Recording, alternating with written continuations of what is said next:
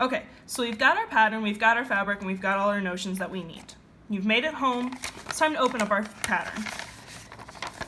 Inside, you're going to not only have the pattern itself, but also these nice instructions here. With these, they're going to help you determine lots of different things. For example, how your pieces are going to look when you cut them out in the fabric by using the pattern themselves. It tells you nicely which one is which piece so that you can figure out kind of where you're looking when you start to go ahead and sew them. Also, on each of the patterns, you're going to have different little markings on it. You do have a nice little pattern marking guide on your directions here that tells you all the different ways to pay attention and see things. So for example, folding on the line, you're going to want to make sure this is placed on the fold so that when you open it up, it is not two pieces but one full piece. Other things they mention in through here are different ways to help if you need to adjust the item, and then different cutting and marking just directions as well.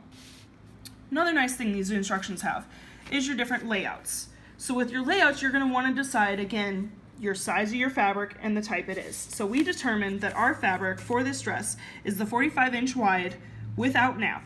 This is how our pieces are going to be laid out, the pattern pieces onto the fabric, so that way we can make sure we are saving as much fabric as possible with the least amount of waste.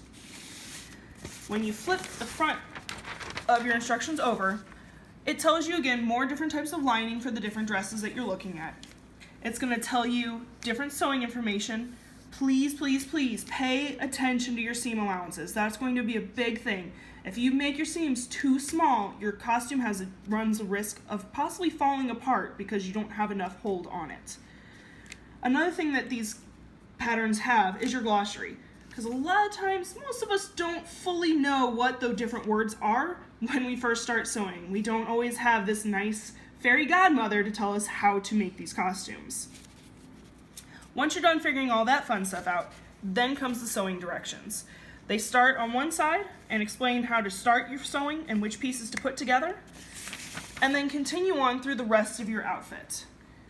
One big noteworthy tip, please, please, please make sure you have the right sides of the fabric you want facing out to the world, together when you sew this. You are going to want to sew it inside out because you will flip the costume inside in when it's time to wear it.